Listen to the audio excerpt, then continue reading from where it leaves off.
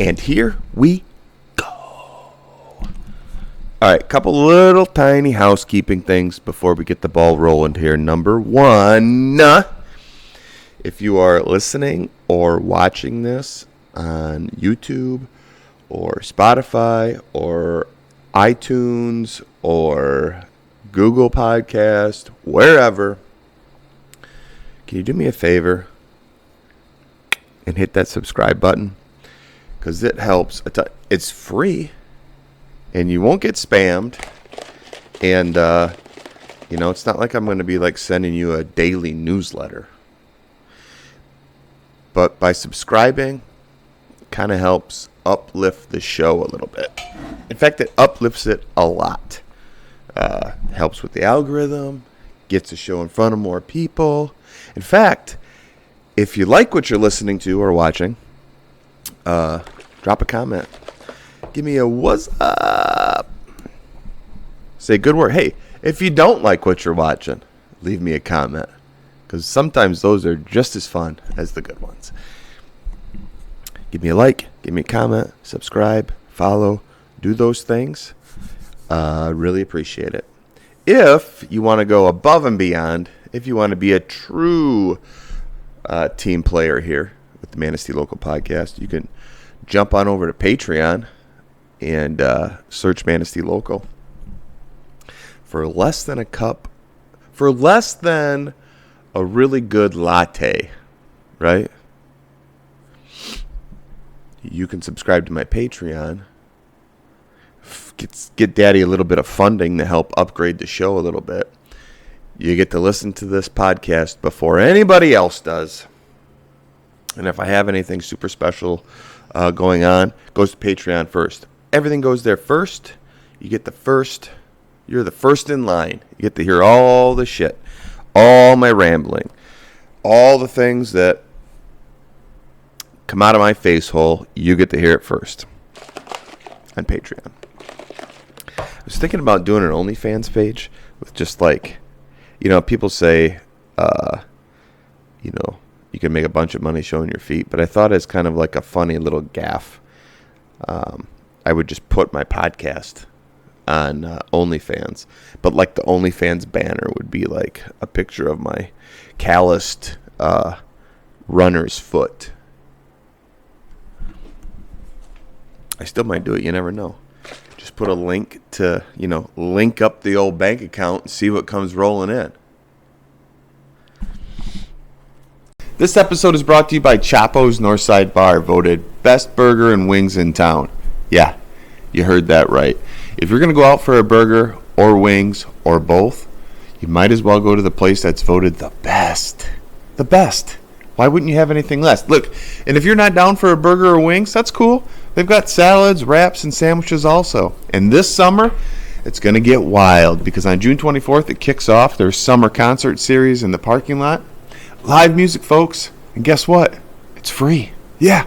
Come down for the music, stay for the fun, enjoy the best burger and wings in town. Chapo's Northside Bar. I'm doing something I don't typically do. I pulled up, I didn't even know Google had like a news page. But they do. Google has a news page. And what's cool about it is you allow your location. Because, hey, let's face it, folks, we're being tracked. Right? You allow your location, and they pull up. They come pulling up. So you get top stories, which, the news is just so fucking depressing. Wild idea, and people talk about this all the time, but why not have good news? I'm sure there's something in here. If you have a news source that's all good news, I'm sure I could just fucking Google it while I'm here. Good news, is there good news? Good news. What comes up for good news?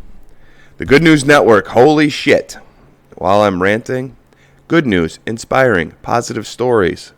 That's what I'm talking about. goodnewsnetwork.org. Must be, what does that mean when it's a .org? Is that a business or is it a nonprofit? Hey, that looks pretty cool. I'm already bored. That's why people like the bad shit. You go back to the bad shit. You go back to the car crash. You pull out your camera and you take pictures of the car crash. That's what people... Bad news looks better than good news on the computer. It's weird. The good news channel looks like a spam channel. Oh, it's already dropping. It's already doing the thing where the fucking ads come flying at you. Good news. Stop it. There's got to be a better one. If there's a news source out there that you think is just like all positive, all good news, doesn't look like this dog shit all of a sudden, like... Okay, this is one of those sites, goodnewsnetwork.org. It's one of those sites. I just start scrolling, and then what happens? Leonardo DiCaprio is unrecognizable at 48. I mean, what are we looking at here? Stars, then and now. What a shitty little... I got to get this out of my feed. Bye-bye. Back to the bad news. Back to the bad news. Back to Israel / Hamas / Palestine / Middle East. Blah, blah, blah. Jim Jordan. What's going on here? But locally, because what's cool, you give it the location. We got some local news coming up here. You guys hear the shit about Rite Aid? Having to, shut down a bunch of stores. There's some... People are attributing that, they're going through bankruptcy. Apparently, they didn't make I don't know. It was some wild number. Their P&L statement looks like complete dog shit. So they're cutting stores. And I'm wondering the Manistee Rite Aid has had a location for more than 30 years here in Manistee. But those days are coming to an end. Manistee Rite Aid is one of the 154 Rite Aid locations slated to close due to the pharmacy going through voluntary court supervised process Chapter 11. Well, also, I think it has something to do with, the opioid shit. I don't know. Somebody's going to be like, you got that wrong, dude. But I think there was something going on, or there's a lawsuit with Rite Aid with... I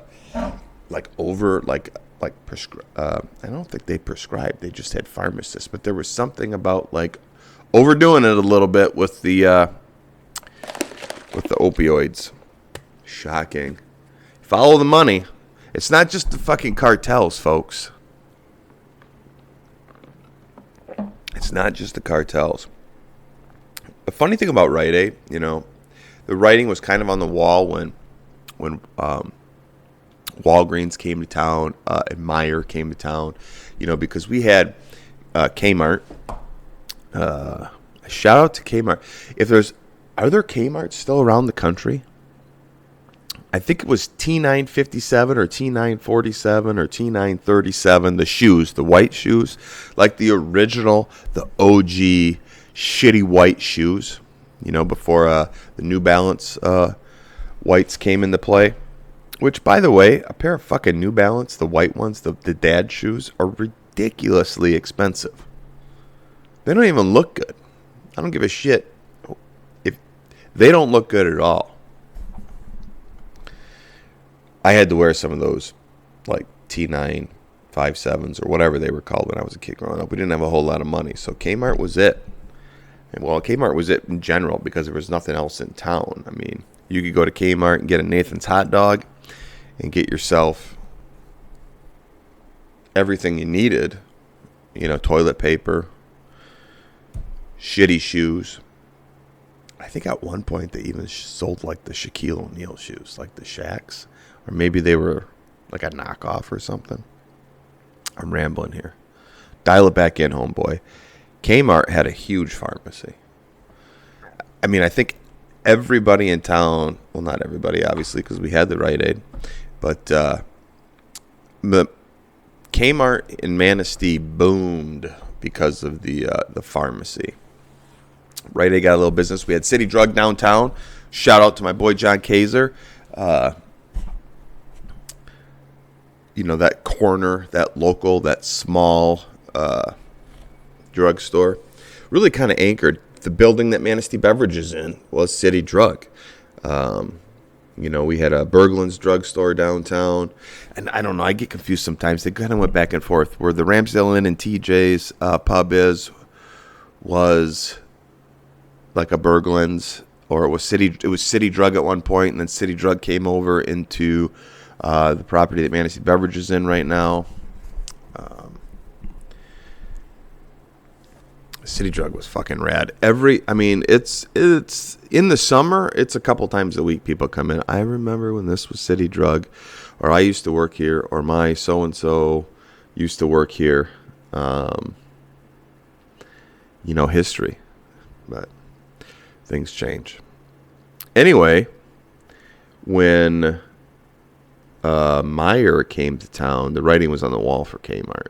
And I'm from those that work there, some of their upper management said that the only thing that was keeping them going was the pharmacy. There's money in drugs, folks. There's money in drugs. And Meyer didn't really put that huge of a dent in Rite Aid. It was really Walgreens coming. That kind of changed. And then Rite Aid was kind of, God bless the employees that work there, because some of them worked there for fucking ever, and they're super good people. But it's funny to look at, Walgreens comes to town, nice shiny new building or whatever. Rite Aid just kind of looked a little dirty, right? A little, I don't know, old. It's in the old Radio Shack building, I think, or no. Maybe the gym. The gym now is where Radio Shack used to be.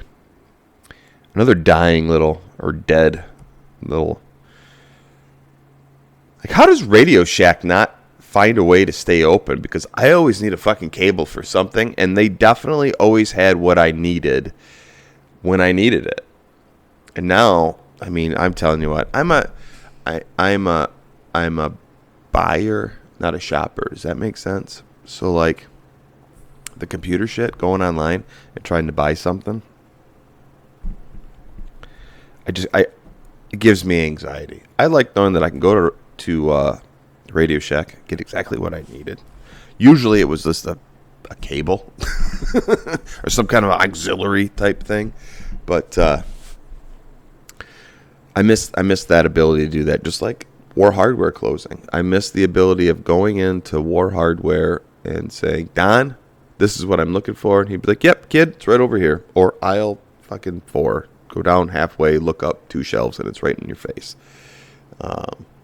You just don't get that kind of thing anymore. It's sad. Because I can't go on Amazon and say, hey, I could type in, I'm looking for this, but then I get piles and piles of shit. I want to talk to an actual person who's got knowledge of the product that I'm looking for, can walk me through step by step how to use it if I don't know how to use it already. We're losing that personal touch. That's why I always say, have a little patience, okay, people? Let's do this. Let's go down a little patience rabbit hole here. Everybody take a deep breath. We are in a world today where everything feels like it's at your fingertips, right? I can get whatever I want with a few clicks of a button online. Hey, listen, I'm not innocent of this. Okay, I purchase things online. My family purchases things online. Typically, it's because you just can't find that specific thing you're looking for. But I'll be the first one to tell you that the majority of my buying is local. We buy our vehicles local. We do obviously our grocery shopping local. We don't have anything shipped to us for food. Sprinkle that around. We throw Family Fare a bone or two here and there. We go to Meijer. The people that work there are local people. So keeping the money as close to home as possible is super important. That's why fucking War Hardware was awesome. I shout out to Gilroy's, formerly Ace, that was locally owned.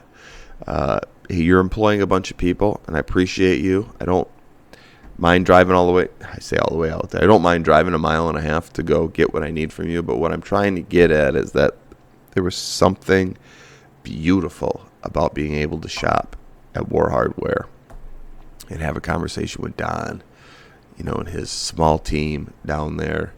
And if he didn't have it, he'd order it for you at a good price. I'd pay a little extra to have Don order me something because then I get to talk to him a little bit. I get to chew the rag. I get to got maybe a little local gossip, a little local tea, at the counter. It's never sucked. He always had a good story. You don't get that by pushing a button on Amazon, folks. You just don't. That's why I'm always saying, shop at our stores, eat at our restaurants, experience our town, do shit outside, just walk around. You never know what you're going to find. And I've said it before, and I'm going to continue to say it. Give us a shot. Give small businesses a shot. If you've never had coffee at a particular coffee shop, go in there one time and order the coffee that you want. And if it's not up to par, if you don't like it, if the service was shitty, don't go back. But give them the opportunity to earn your business one time. If there's a clothing store downtown that you've never been in, give them a shot. Find something in the store that you like, purchase it. If you can afford to, purchase it. Give that store the opportunity to earn your business, to sell you something. One time. If a bunch of you do that, it uplifts the local economy. It helps so much. Restaurants, little eateries, sandwich shops, whatever. If you really think about it, we've got a lot of small restaurants, sandwich shops here in Manistee. We've got a bunch. We got a bunch in the county. If you're the type of person that goes out to eat 2-3 times a month, once or twice a month, but you find yourself going to the same place over and over again, I get it. Consistency is a great thing. If you go out to the same place more than, a few times a month, you know what you're getting every single time you go. You've built relationships with the staff, you know what's good on the menu, you know about how much it's going to cost, you know how long you're going to be there. You're going to have the kind of experience that you're used to. I encourage you to go try that someplace else. Go to a restaurant that you haven't been to. Talk to the wait staff. Get a feel for the vibe. Order something off the menu. In fact, order something off the menu that maybe you've never had before. Just give them an opportunity to give you an experience, right? And if the food isn't up to par, if they did a shitty job cooking it, and the wait staff did a horrible job welcoming you to the establishment, then don't go back. Don't be an asshole and give them a fucking 1-star review online, because I think people that do that are shitty human beings. The only time you should be giving a review online is if it's a fucking 5-star review, all right? People that give shitty reviews online are horrible people. You've got a problem. You've got a legitimate... There's something fucking twisted in your head. I'm gonna go online and I'm gonna talk shit about this place. Do it the old-fashioned way. Go tell 10 people. Don't tell 1 million people online. I think that's a little petty. Hey, listen, I've been in restaurants and been like, yeah, God, the food wasn't great, service was a little shitty. And if somebody asks me, hey, what do you think of this place? I will tell them my experience. And try to say, hey, if the wait staff isn't like up to the level that you're expecting, maybe they're having a bad day. Because remember, folks, we're all human. Like I said before, I've had some days. I've got some reviews where people are like, the guy that owns that place is a dick. Well, maybe I was having a day. Sometimes you got to kind of look in the mirror, though. Like, if you think I'm a dick, it's probably because you're an asshole. So there's that.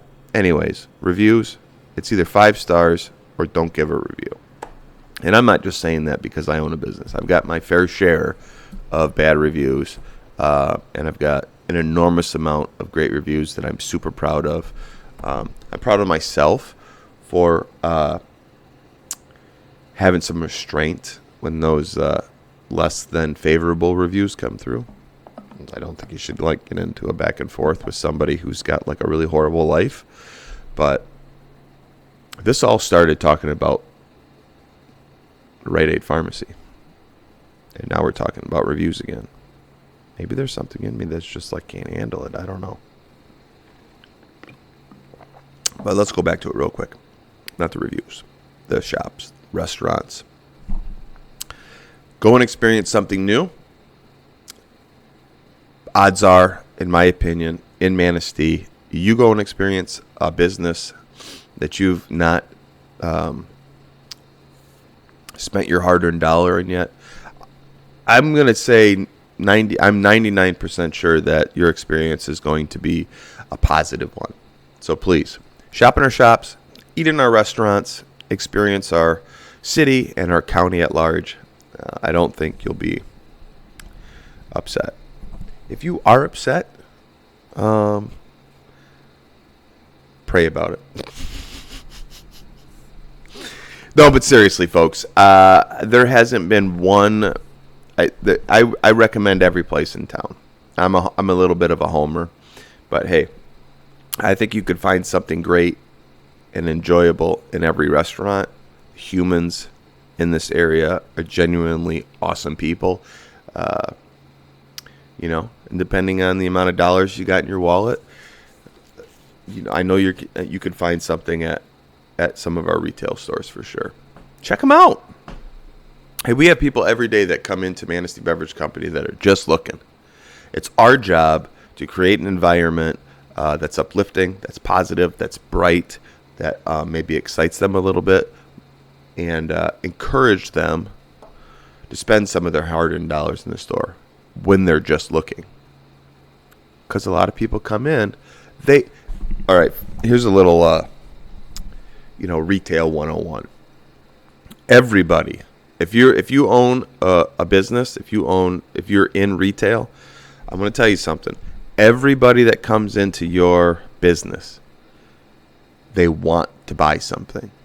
They want to be sold. They do.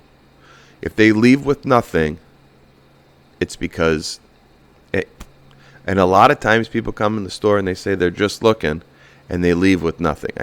But I know that I screwed up then.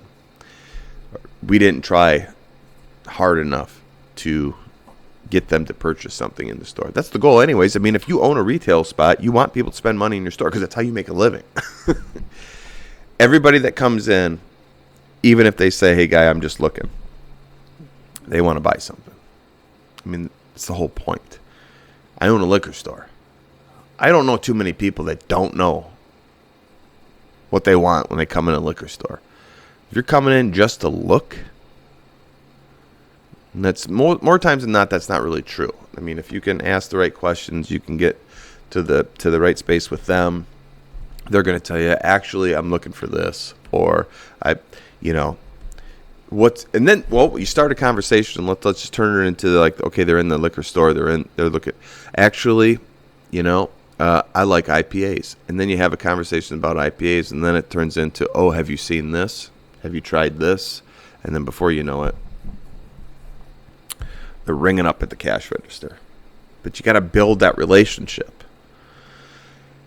So back to building relationships, back to the old school, going to War Hardware, knowing the staff, knowing Don, having conversations, How many people go to a hardware store because they're just looking, right? They're looking for something to buy. And if they can't find it and nobody's there to help them, they're going to leave. They came in with a purpose. More times than not, when people come into your establishment, they're coming in with a purpose. It's your job to help them. It's your job to to make it the kind of experience that you want to get them to come back. You know, struggling a little bit in Manistee currently downtown. I can't really speak for other business owners, but I can tell you this. With the business owners that I have talked to, you know, we've been going through this cycle of change lately. Well, within the last couple of years. It started with COVID. You know, Manistee is this up-and-coming city, county. I mean, it's true. I mean, people are going to say that it's kind of been like that for decades. It goes up and goes down. And I believe that it's had this accordion kind of effect with growth over the last, 20, 30 years, for sure. I mean, without a doubt. But definitely it's up and coming. It's been up and coming really for kind of within this last decade. And, we got hit with the flu bug with COVID, and that obviously it shut everything down. And a lot of most businesses were negatively affected by that. Okay, so now they're struggling with that shit. Like, do we stay open? Do we close? One of these days I'm going to take a deep dive on COVID and probably fucking go off. But anyways, there was that. And then we had things like, the Maple Street Bridge that got shut down for like ever, which affected, a summer. And then now we've got 31 Bridge that's been down, and it's going to stay down for at least another year. I mean, they're talking about opening it up a little bit, but what it's doing is affecting habits. And I can see now that, that summer's officially over. The people that I would see come back, the people that, would return after a summer of kind of maybe staying away a little bit. I mean, we lost a lot of local traffic. Downtown was jam-packed this summer with tourists and with, those folks that own second homes. And, we're used to not seeing our people every day like we would in the fall and the winter and in spring. But I think because we've had so much change in the last few years with COVID, with our bridges being out, traffic being rerouted, people having to break away from their norm. Like I was telling Betsy this morning, it's like if you always went to the Shell gas station on 31, and then for whatever reason there was construction and that gas station had to be shut down for 2 or 3 months. It doesn't take a human long to, number one, create a new habit, but then it's more difficult to break it without a sudden abrupt change affecting that habit. So what I'm getting at is if you always went to the Shell station and then there was construction that lasted for a couple of months and you had to start going to Wesco, which is just up the street, you're getting used to going to Wesco now. And that really only takes about a week. But say over the course of a couple of months, you've been going there, getting to know the staff, making friends. Their coffee tastes different at first than the Shell coffee. You start enjoying the Wesco coffee, the conversations you have in the morning, the people that you see there once or twice a week. You're kind of all on the same schedule.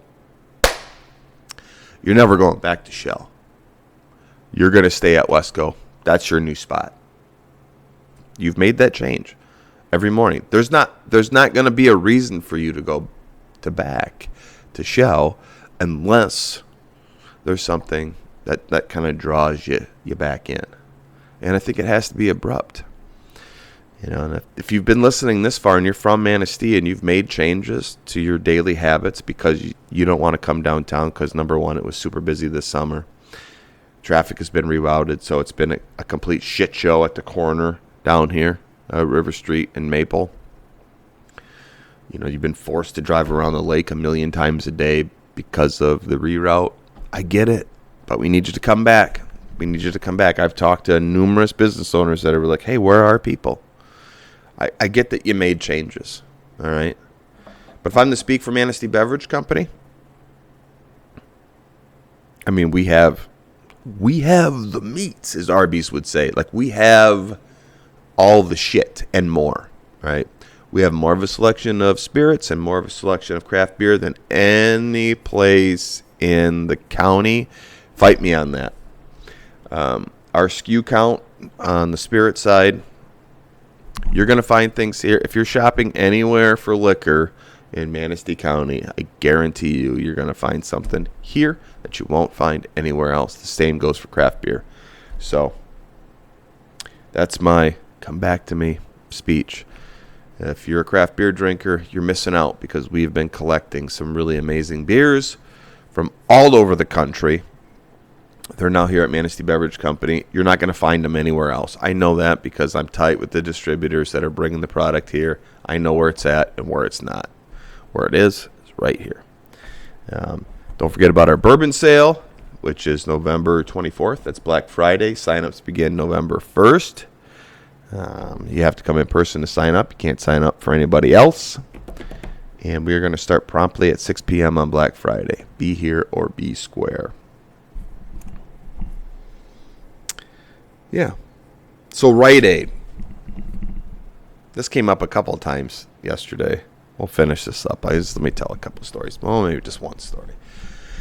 Rite Aid back in the day would put like a little the newspaper ad, the shoppers ad in the newspaper, and these shits I used to sell beer for Lakeshore Beverage, which was the little Miller Coors, Corona house here in Manistee.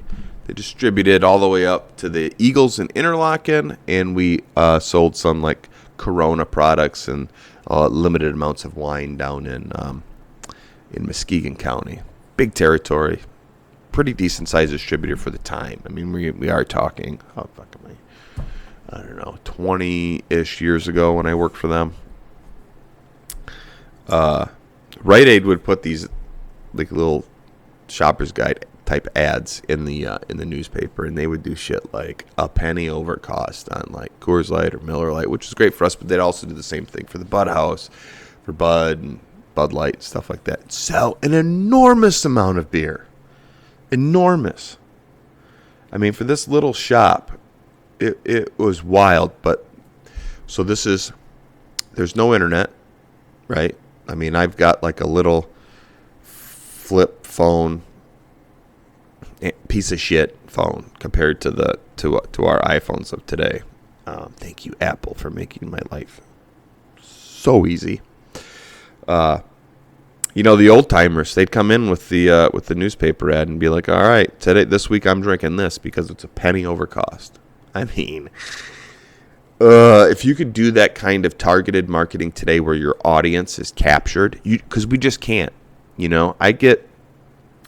I get mostly hundreds of thousands of views on the content that I put out. There are some weeks where, it gets up in the millions, little humble brag. But, that's reaching people that are outside of like Manistee and Manistee County. I'm reaching a pretty good amount here locally, but most of my stuff is kind of going out and around, right, outside of Michigan. Anyways, what I'm getting at is back in the day when there was no internet, no feed on the cell phone that was just like taking up all your fucking time and energy and like brain juice, you had the local newspaper, and that's where you had to advertise, or the radio. But that local newspaper, like that shopper's guide, like I knew people, my grandparents, I mean, even my parents would walk around the house looking at it going, okay, circle this. We got to go to the store. We got to go to Rite Aid for this because this is going to be cheaper at Rite Aid. We got to go to Kmart for this because we're going to get this. And we're going to go to Olson's or fucking Prevost or Eberhardt's or whatever Family Fare used to be. That was it. That was the form of media. And man, I tell you what, there are some days where I wish, we could go back to that.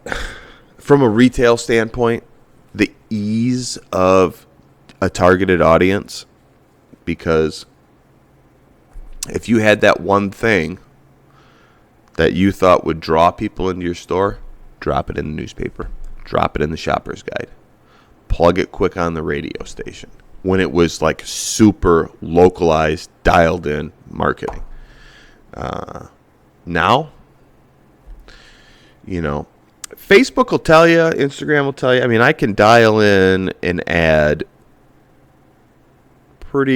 I can really dial that demographic in, and it does work to a certain extent, but not like back in the day. Not like back in the day when all you had was 3 fucking channels and a newspaper. And the news was kind of similar but different on every station, which was nice. Except for, unlike today where it's like left versus right on 4 different channels. I don't know. And I don't know if that's getting any better or worse because I don't watch TV. We have an antenna on our TV at home, but really we have Disney Plus because I'm a Star Wars nut. So are my kids. So that's all we kind of watch is like Star Wars related shit. But yeah, this world news stuff is depressing. So anyways, good news channel, good news source, anything like that. Drop it in the comments. Shoot me a DM. I'd love to try to find something that's not like, a car crash. Have a good one, guys. We got some guests coming up soon. I know I keep saying that, but I've got some local wannabe rock stars coming on the show. I've got Ron Stoneman, the superintendent of maps, coming on the show next month. We're bringing back my good friend and sorceress, medium, psychic energy person, Lori McBride, back on the show. Do a little trick-or-treating before Halloween.